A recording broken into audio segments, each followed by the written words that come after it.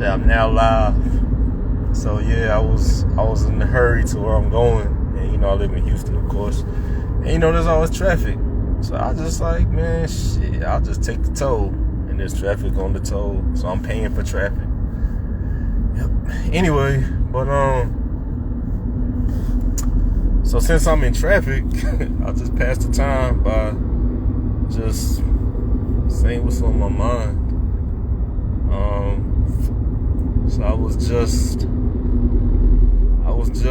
kind of in the middle of a skirmish, and just even growing up, I remember some of these things, and just even in my young adulthood, I saw it. Even with me, this is why I keep saying it takes two parents to raise a child. Like when I was coming up, I ain't gonna talk about me. I ain't gonna talk about me, but I saw other of my peers, like my classmates. The girls, they would always have like this tumultuous relationship with their mothers, and the boys, they would have this same thing with the fathers. And I think that what it is when, as you're raising children, what parents fail to do, they fail to grow with their children. And, they want to see their child as that little baby that they were holding and feeding and all that. But that's just not the case. That's not how life works. Life is all about growth. If there's no growth, then there's no life. If that baby wants to suck the bottle just until they're 5 years old, you're gonna say there's a problem. So I need to stop saying So with that said, the same thing applies just with as you're becoming a teenager. Parents have to realize that your baby is not a baby.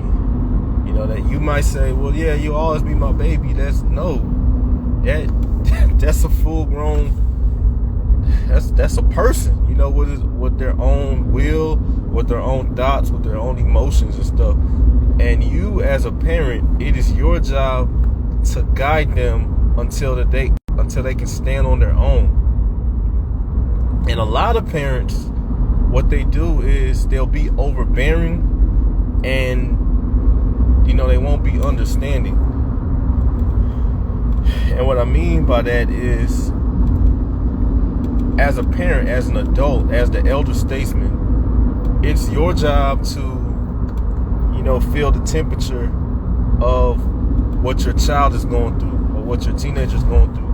It's not the teenager's job to feel the temperature of what you're going through. And I think a lot of parents make that mistake. They'll be stressed out and this, that, and the other. And instead of like taking a step back and, saying, okay, I'm stressed, but I still have a job to do as a parent. I don't want to project my stress onto this child who is probably already stressed themselves, because growing up is very traumatic. There's a lot of things that happen to you physically and psychologically. Especially with all these weirdos that kids go to school with these days. Some of the ideas that you get, confronted with is just like crazy. And then you got the entertainment and whatnot. But anyway, you have to really, as a parent, you can't stop growing. Like, you can't just grow up and be like, okay, I've made it. No, you're growing every day until you die. And a lot of parents, and I'm just gonna say it, I'm just gonna be real, a lot of black parents, and I think this is maybe like genetic, because I see it in even black people of different cultures. A lot of black parents refuse to grow. They're too prideful to grow, and so they create an environment in which that adolescent is tormented. So they can't wait to get the hell hell up out of the house. And so they're so zealous to get out the house, at all costs. So they make all sorts of impulsive decisions once they get out the house. One of the biggest evils that colleges do is they let these credit card companies come onto campus, and then they offer the college student, they'll be like, hey, you sign up for this credit card, we'll give you a free pizza. What's up, man? Shit. What's up, dog? Yeah, so they get you get a free pizza for signing up on the credit card, and then now you have a free pizza, and then you got $5,000 worth of credit. You can ruin yourself, but it's all from the, I want to get out the house, I want to be independent. Whereas, if the parent would have cultivated an environment that is, that is more nurturing, to grow, the child won't be so quick to get away. One thing that parents have to understand, I'm in traffic, man. I'm in traffic, yeah. In Houston, I'm on the toll. But, one thing that parents have to understand is, as their children grow, you have to become their friend, especially in the teenage years. That is the most crucial time. Your child will need you, or your teenager is gonna need you. Yeah, we can go live if you wanna go live. That's cool. That's one of the times your child is gonna need you, because teenagers, they do stupid things. They get themselves into sticky situations, and shit, we can all go live. You know what I'm saying? Okay, well, we gotta be later, because now traffic cleared up, so I'm kind of like cruising now. But yeah, so what I'm saying is, like, if you don't develop a friendship with your children by the time they're teenagers, they're gonna get themselves into a lot of trouble, and they're not gonna have anybody that's gonna help them, because they're gonna go to their friends, because their friends are the ones that they can trust to not judge them and not make them feel more stupid than they already probably feel for getting themselves into that situation. So you don't have to look at the camera. All right, let's go. Come on.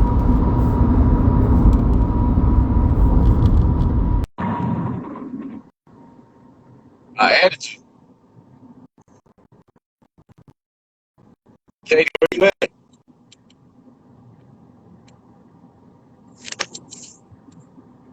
Katie, I'm trying to add you.